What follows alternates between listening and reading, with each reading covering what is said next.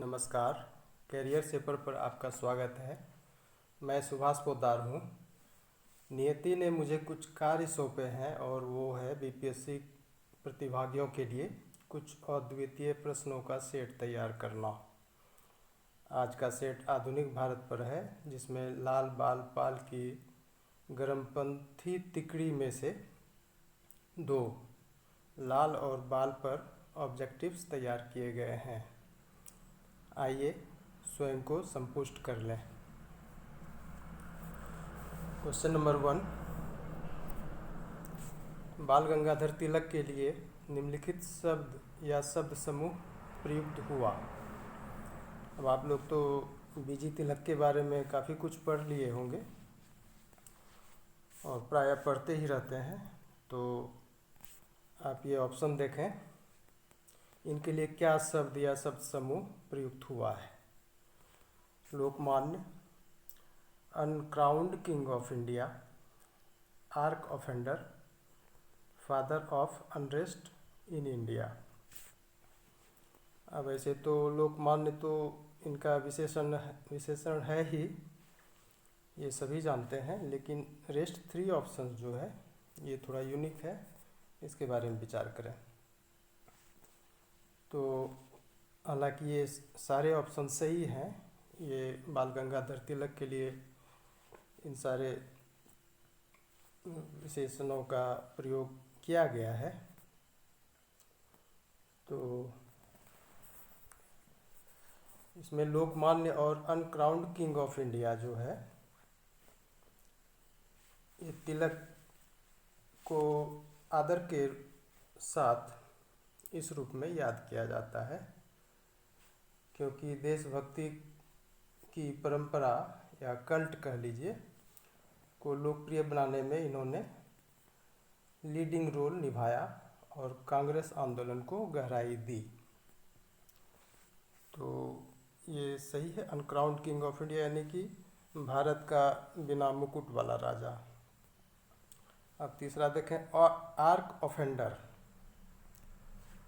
तो arc offender इसलिए बोला गया इनको, उनका अतिवादी या गर्मपंथी विचारधारा कांग्रेस में फूट का कारण बना। आप जानते हैं, सूरत अधिवेशन 1907 में कांग्रेस 2 धड़े में बट गई थी, गर्मपंथी और नरमपंथी, तो इन्हीं के वजह से, और यही कारण था कि इनको आर्क ऑफेंडर यानी चिर हमलावर समझा गया। लास्ट देखें, father of unrest in India. तो ये किसने कहा?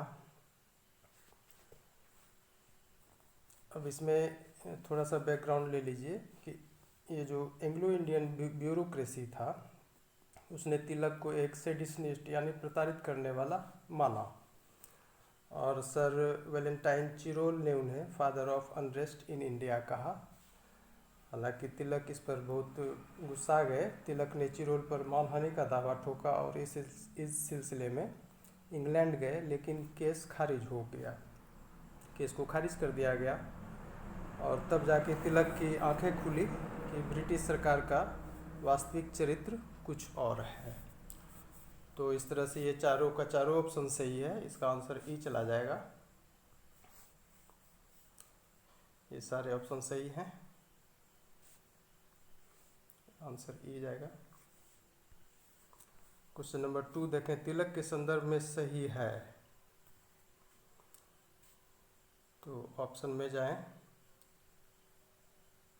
लोगों को सस्ती शिक्षा देने के लिए संस्थान स्थापित करना चाहते थे। ये बात सही है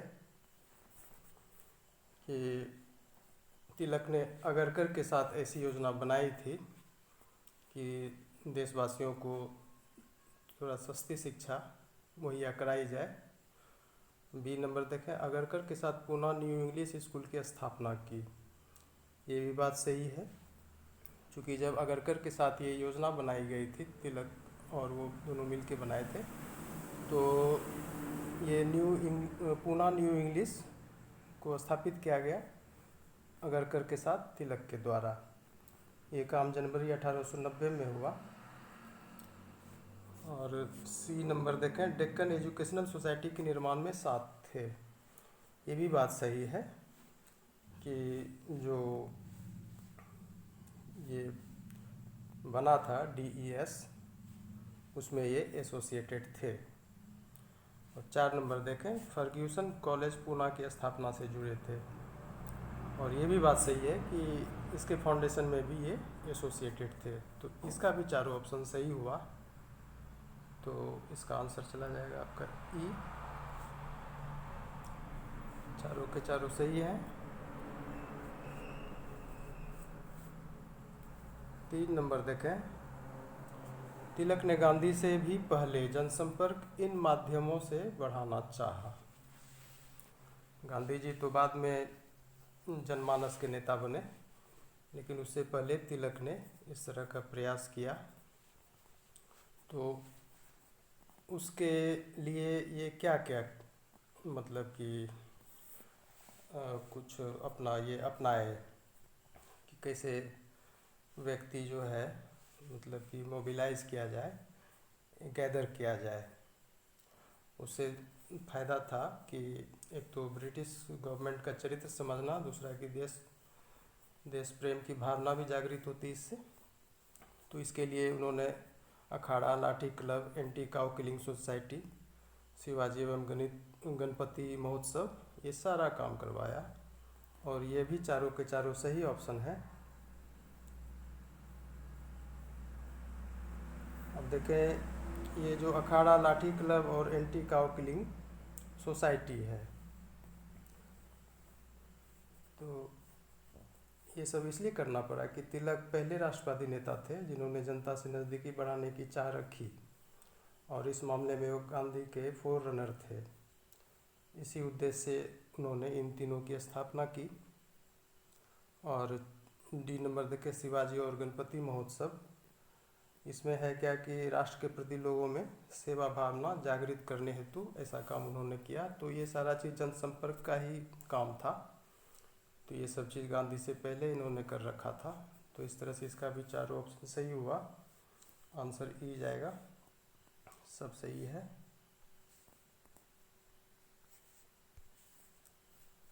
फोर नंबर देखें, तिलक पर रैंड व लेफ्टिनेंट एयर्स्ट की हत्या में उकसाने का आरोप लगाया गया। ये रैंड व एयर्स्ट की हत्या हुई थी, तो आरोप चला गया तिलक पर कि उसी के उकसावे के कारण इनकी हत्या हुई है। तो ये कब हुआ था, ऐसा आरोप कब लगाया गया था ब्रिटिश गवर्नमेंट के द्वारा? तो इस तरह का आरोप 1897 में लगा था। अब देखें, ये अगर हर ऑप्शन पर ध्यान देंगे, 1882 में क्या घटना घटी थी? कोल्हापुर के महाराजा के साथ सरकार के व्यवहार की तिलक ने जोरदार आलोचना की, और सरकार ने तिलक पर वाद चलाया और 4 माह की सज़ा दी गई। ये 1882 में हुआ था, पहला नंबर ऑप्शन। दूसरा नंबर ऑप्शन देखें 1890। तो इसमें तो आप जानते हैं कि Poona new English school Agarkar के साथ बनाया था 1890 में। ये 1897 में ये ऐसा इन पर आरोप लगा था, जिसमें 18 माह का सश्रम कारावास की सज़ा सुनाई गई थी, रिगोरस इम्प्रिजनमेंट। और ये जो डी नंबर ऑप्शन है 1908। तो इसमें था क्या कि मुजफ्फरपुर बम केस पर कमेंट करने के कारण तिलक पर सेडिशन का वाद चला, और 6 साल के लिए मांडली जेल भेजे गए। ये काम 1908 में हुआ। तो क्वेश्चन के हिसाब से ऑप्शन सी सही है।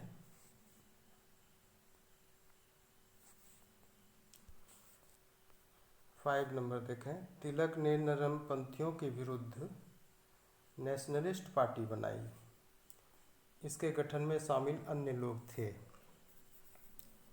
तो कौन कौन लोग थे इनके साथ? नरमपंथियों के विरुद्ध में नेशनलिस्ट पार्टी बनाई, तो इसका मतलब आप समझ जाइए कि वही लाल बाल पाल। तो तिलक के साथ लाला लाजपत राय थे और विपिन चंद्र पाल थे।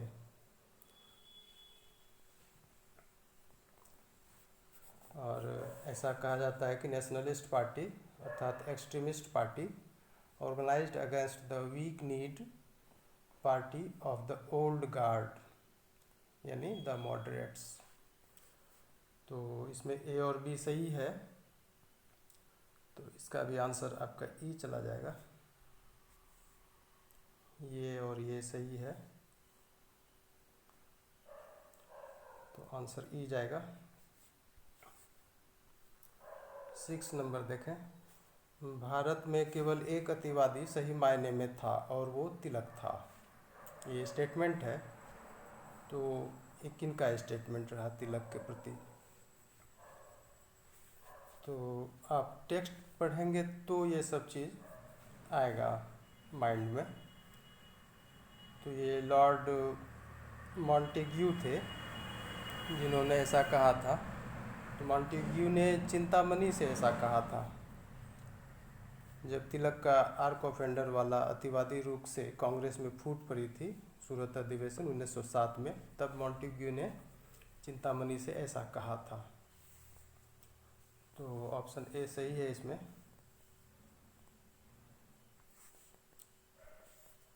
7 नंबर देखें, तिलक पहले व्यक्ति थे जिन्होंने स्वराज के लिए मांग की खुली घोषणा की। कलकत्ता अधिवेशन 1906 में कांग्रेस ने एक संकल्प यह मांगते हुए पारित किया। अब देखिए, तिलक तो बिल्कुल Swaraj is my birth right and I shall have it, इस तरह का नारा देने वाले व्यक्ति थे, प्रथम व्यक्ति भारत में। तो एक तरह का ओपन डिक्लेरेशन था इनकी तरफ से। तो इनके ही इफेक्ट के कारण कलकत्ता अधिवेशन 1906 में जो हुआ कांग्रेस का, तो उसमें एक रिजोल्यूशन पास किया गया ये कुछ डिमांड रखते हुए। तो क्या डिमांड रखा गया था वही क्वेश्चन है। तो ये सब थोड़ा सा टेक्स्ट पढ़ने पर ही पता चलेगा। तो देखें ऑप्शन, स्वराज, बहिष्कार, राष्ट्रीय शिक्षा, जिम्मेदार सरकार। तो ऊपर का तीनों ऑप्शन का मांग किया गया था, स्वराज का, बहिष्कार का और नेशनल एजुकेशन का। तो इसमें भी आंसर ई जाएगा, ए बी सी सही है।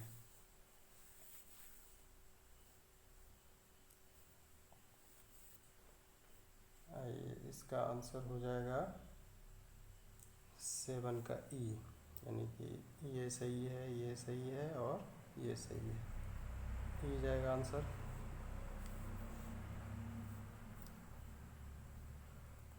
क्वेश्चन नंबर 8 देखें, कांग्रेस ने स्वराज मांगा और इसकी प्राप्ति के लिए सभी शांतिपूर्ण व विधिक साधनों के प्रयोग को अधिकृत किया। तो इस तरह का काम किस सेशन में हुआ कांग्रेस के? तो स्वराज तो मांगा कांग्रेस के अधिवेशन में, कांग्रेस के मंच से पब्लिकली स्वराज मांगा गया, लेकिन ये भी बात बोला गया कि जो भी साधन इसके लिए अपनाए जाएंगे वो बिल्कुल पीसफुल होना चाहिए और लेजिटिमेट होना चाहिए, विधिक होना चाहिए। लेजिटिमेट मीन्स होना चाहिए। तो ये किस अधिवेशन में हुआ? तो ये काम नागपुर अधिवेशन 1920 में हुआ था। तो ए में देखें, ये तो कलकत्ता अधिवेशन 1906 है, इसमें स्वराज, बहिष्कार और राष्ट्रीय शिक्षा की मांग वाला संकल्प पारित हुआ था। और बी देखें, सूरत अधिवेशन 1907, इसमें तो कांग्रेस में फूट पड़ी थी।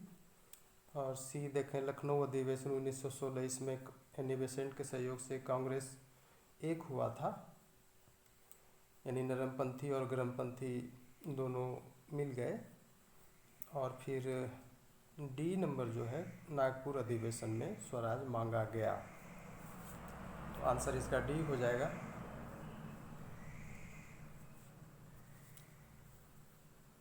नाइन नंबर देखें, तिलक से संबंधित असत्य कथन को पहचानें। अब कौन सा ऑप्शन गलत है वही चीज़ आपको देखना है। तो पहला नंबर देखें, ए नंबर ऑप्शन, जवाबदेह सहयोग की नीति का पक्ष लिया। तिलक के बारे में कहा गया है कि रेस्पॉन्सिव कोऑपरेशन की पॉलिसी को ये फेवर किए। तो ये सही है। अब बी नंबर देखें, प्रथम विश्व युद्ध के दौरान लोगों से ब्रिटिश सरकार को सहयोग नहीं करने की अपील की। अब ये बी नंबर भी ए नंबर का ही अगला रूप है, तो ये गलत लिखा हुआ है।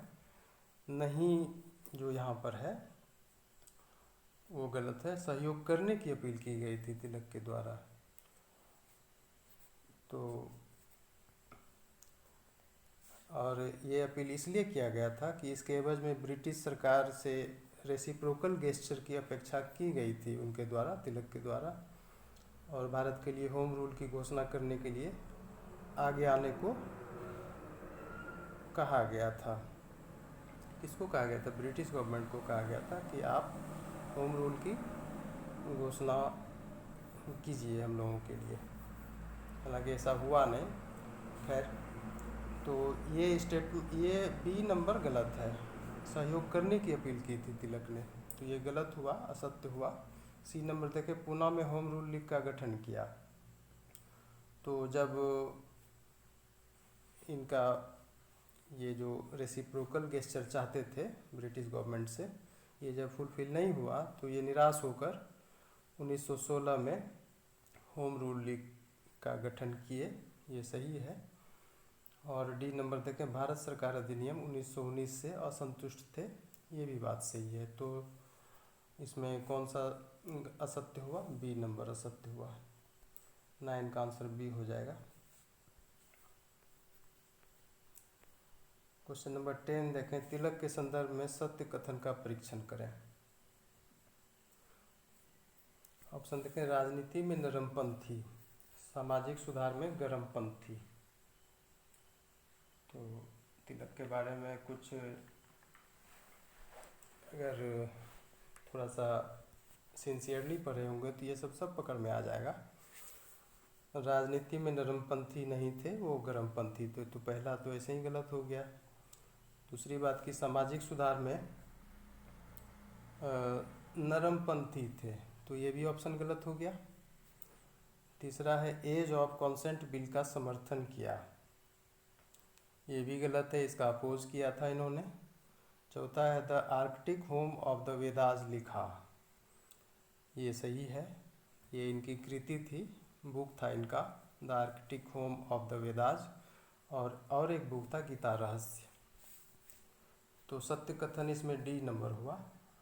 10 का आंसर डी हो जाएगा।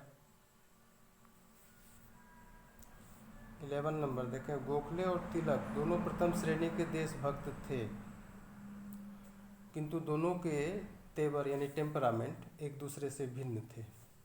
असत्य कथन को पहचानें। अब देखिए, जब ये कंट्रास्ट पढ़िएगा यानी कंपैरेटिव स्टडी कीजिएगा गोखले वर्सेस तिलक, तो आपको कुछ इसमें मिलेगा फैक्ट। अब जैसे एक बुक है इनका पट्टाभी सीतारमैया का, the history of the Congress 1935 edition का, और उसमें जो उन्होंने कंट्रास्ट किया है इन दोनों का, तो उसमें थोड़ा सा सुन लीजिए कि गोखले नरमपंथी थे तो तिलक गर्मपंथी।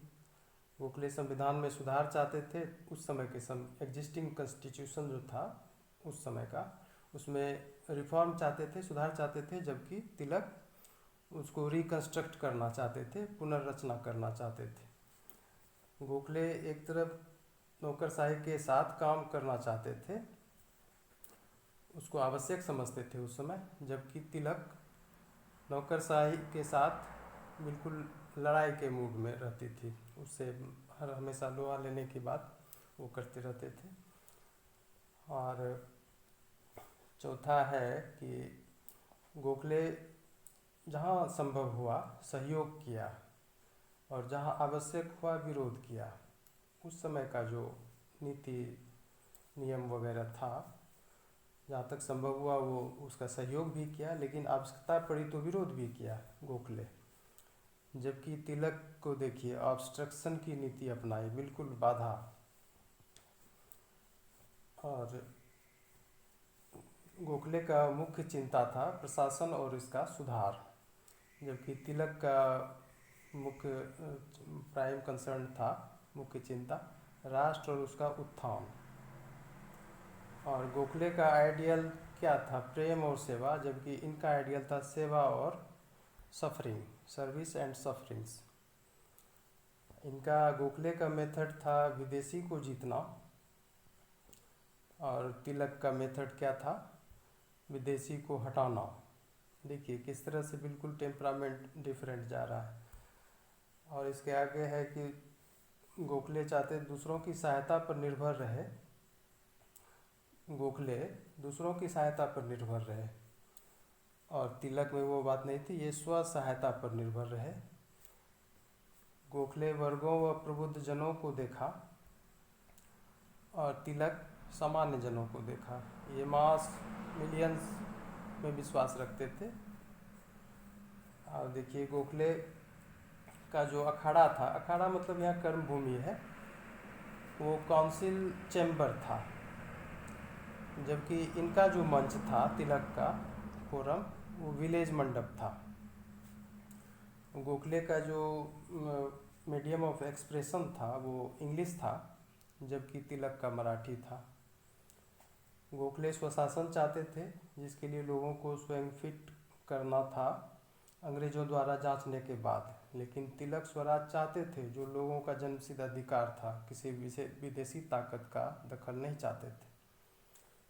गोखले अपने उम्र के स्तर पर थे, जबकि तिलक अपने समय से आगे थे। तो ये कंट्रास्ट पट्टाभी सीतारमैया के अनुसार किया गया है दोनों के लिए, उसके टेम्परामेंट को लेकर के। आप ऑप्शन देखें तो इसमें आपको पकड़ में आएगा कि ये चारों के चारों ऑप्शन सही हैं। गोखले तत्कालीन संविधान में सुधार चाहते, जबकि ये सारा सब सही है अभी जो बोला गया। तो इस तरह से इसका भी आंसर ई चला जाएगा, सारे ऑप्शन सही हैं। क्वेश्चन नंबर 12 देखें, लाला लाजपत राय का जन्म लुधियाना में हुआ। ये बहुत ही इजी क्वेश्चन है। तो अब आपको बताना है कि इनका जन्म किस परिवार में हुआ था, ब्राह्मण, सिख, अग्रवाल, जाट। तो ऑब्वियस आंसर इसका है अग्रवाल परिवार में हुआ था।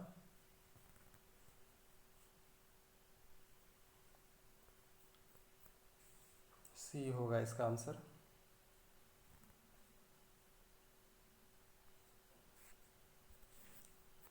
तेरह नंबर देखें, लाला लाजपत राय महात्मा हंसराज के प्रभाव में आए। अब ये महात्मा हंसराज तो कहाँ पर आए?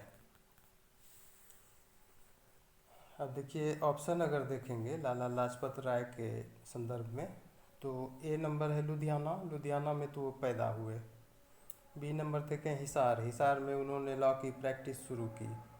सी नंबर देखें लाहौर, लाहौर में वो राजनीति में आए, और वहीं पर महात्मा हंसराज के प्रभाव में आए, जो अपने इस विशेषता के लिए जाने जाते थे, a silent man of singular austerity and devotion in life. बहुत ही पहुँचे हुए व्यक्ति थे महात्मा हंसराज। तो उनके प्रभाव में ये लाला लाजपत राय आए लाहौर में। और ये डी नंबर सूरत है, सूरत में तो उन्होंने अध्यक्षता का प्रस्ताव ठुकरा दिया था सूरत अधिवेशन का। तो इस तरह से इसका आंसर सी हो जाएगा, लाहौर। 14 नंबर देखें, लाला लाजपत राय एक निर्भय पत्रकार थे। उन्होंने निम्नलिखित में से किसकी स्थापना और संपादकत्व की? बिल्कुल ही फियरलेस ये जर्नलिस्ट थे लाला लाजपत राय, और वो कुछ फाउंड किए और फिर एडिटिंग का काम भी किए। तो ऑप्शन देखें, the Punjabi, the Vande Mataram, the people, the Punjabi people. तो ऊपर का ए बी सी सही है, तो इसका आंसर भी ई चला जाएगा। ये सी नंबर जो है द पीपल, ये वीकली संडे था, इंग्लिश वीकली था। तो ए बी सी तीनों सही है, इसका आंसर ई हो जाएगा, यानी ए भी सही, ये भी सही और ये भी सही। ये डी नंबर गलत है, आंसर होगा इसका ई। 15 नंबर देखें, भारतीयों की समस्याओं एवं आकांक्षाओं के बारे में अंग्रेजी जनता को शिक्षित करने के लिए लाला लाजपत राय गोखले के साथ इंग्लैंड गए। अब देखिए, तो ये काम कब हुआ? तो ये काम हुआ 1905 में। गोखले के साथ लाला लाजपत राय इंग्लैंड गए थे। जो इंडियन ये प्रॉब्लम्स एंड एस्पिरेशंस था भारतीयों का, उसको ब्रिटिश पब्लिक के को बताना था। तो ये 1905 में गए थे। अगला ऑप्शन देखें 1907। तो 1907 तो जानते हैं, सूरत कांग्रेस की अध्यक्षता से नाम वापस लिया था इन्होंने, लाला लाजपत राय ने।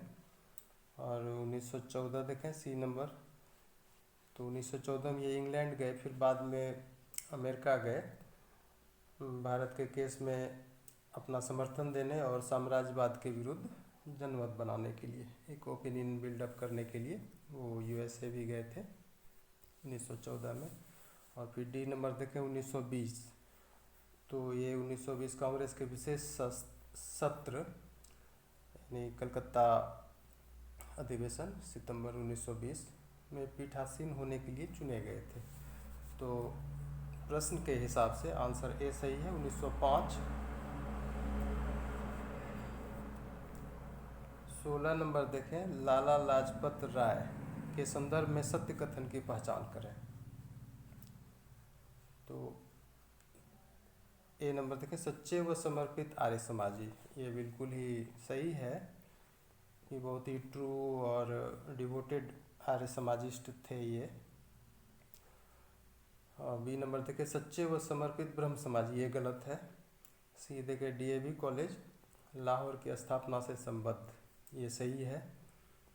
डी नंबर देखें, कांग्रेस में गर्मपंथी गुट के संगठनकर्ताओं में से एक। ये भी सही है।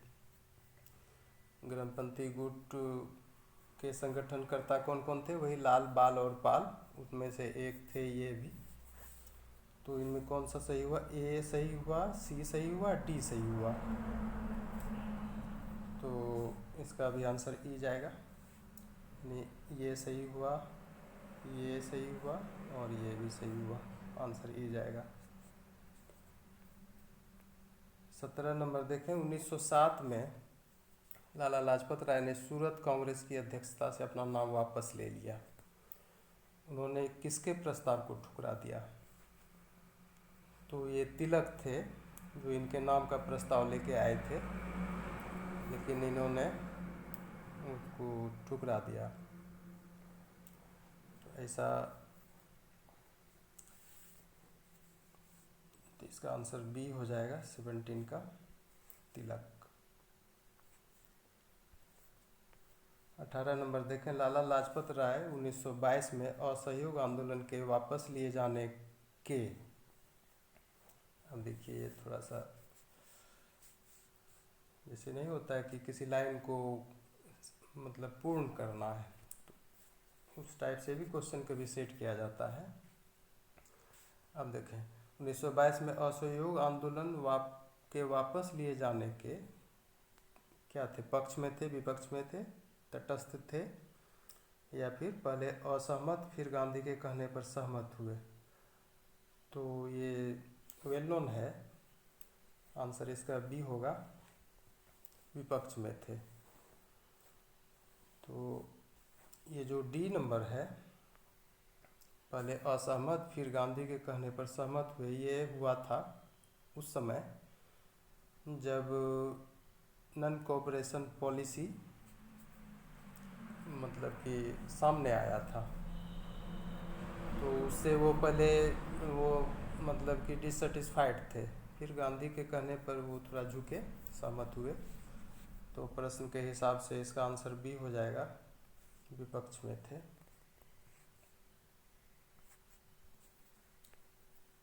19 नंबर देखें, लाला लाजपत राय ने क्षुब्ध होकर किसके साथ मिलकर स्वराज पार्टी बनाई और एक स्वराजवादी के रूप में केंद्रीय विधानमंडल में प्रवेश किया।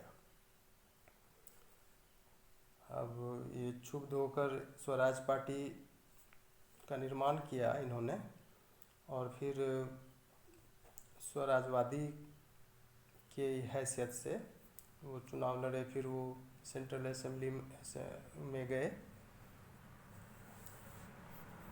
तो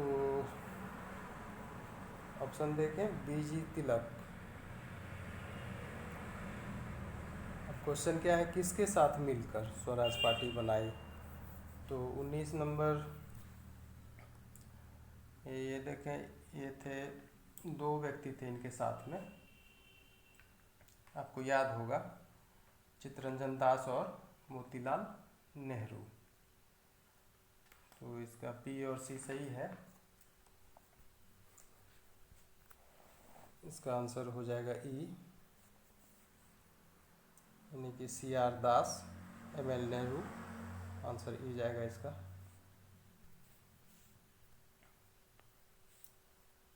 ट्वेंटी नंबर देखें, साइमन कमीशन जब लाहौर पहुंचा तो इसके विरोध में हुए प्रदर्शन का नेतृत्व लाला लाजपत राय ने किया। ये कब किए? तो वेल नोन क्वेश्चन है, 1928। ये बिल्कुल बहुतों को याद भी रहता है और फेमस क्वेश्चन है, ये सब आता है। तो इसका आंसर बी हो जाएगा, 1928। 21 देखें, हिंदू संगठन आंदोलन को संगठित करने में लाला लाजपत राय ने किसके साथ सहयोग किया? तो ये मदन मोहन मालवीय थे, पंडित मदन मोहन मालवीय, जिनके साथ इन्होंने सहयोग किया हिंदू संगठन आंदोलन को ऑर्गेनाइज करने में।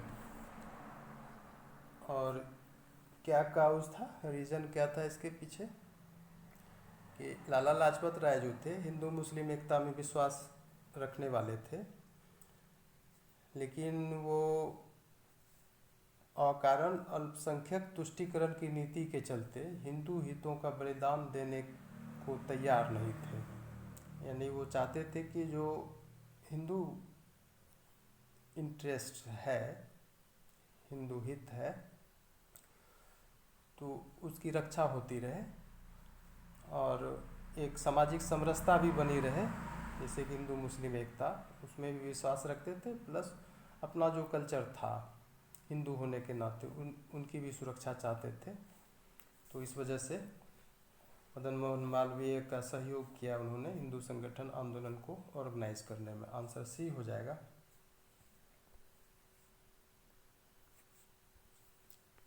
22 नंबर देखें, लाला लाजपत राय की मृत्यु को भारत के सौर मंडल से एक विशाल ग्रह का अस्त होना बताया।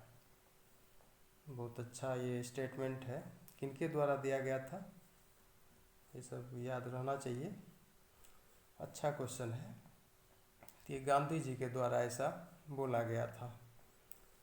हालांकि गांधी से वो असहमत रहते थे प्रायः, एक मॉडरेट दूसरा एक्सट्रीमिस्ट, फिर भी गांधी को ऐसा लगा कि वो इंडियन सोलर सिस्टम का एक मतलब कि ग्रेट प्लेनेट का सेटिंग हो गया, मतलब कि अस्त हो गया,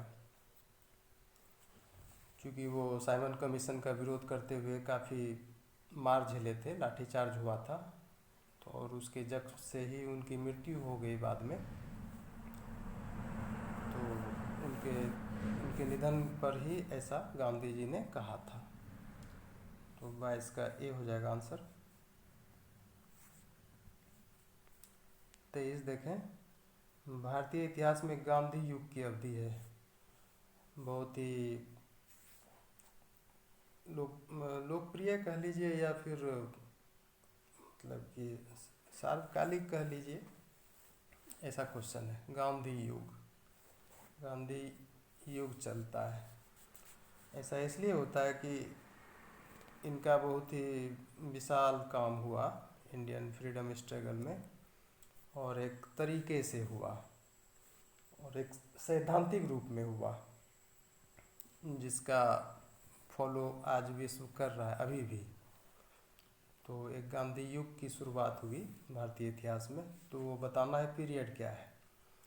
तो ऐसा हुआ था 1915 से 48 में। ये बी नंबर सही है,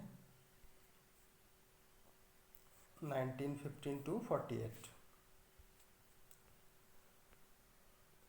24 नंबर देखें, नटाल इंडियन कांग्रेस का गठन गांधी द्वारा किया गया। ये भी वेल नोन क्वेश्चन है, बहुत हल्का है। नटाल देखें, साउथ अफ्रीका हमारे, इसका आंसर बी हो जाएगा।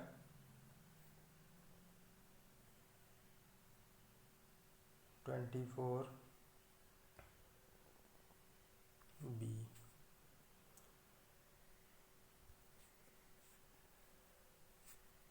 देखें, गांधी जी तो 1893 में साउथ अफ्रीका गए, क्योंकि उनको ऑफ़र मिला था वहाँ के एक इंडियन फर्म द्वारा, इसलिए वो वहाँ चले गए थे। लेकिन वहाँ जाने के बाद उन्होंने भारतीयों पर जो भेदभावपूर्ण व्यवहार देखा वहाँ के गवर्नमेंट के द्वारा, गोरे सरकार के द्वारा, तो उनका वो विरोध किए, और फिर ये बना नटाल इंडियन कांग्रेस।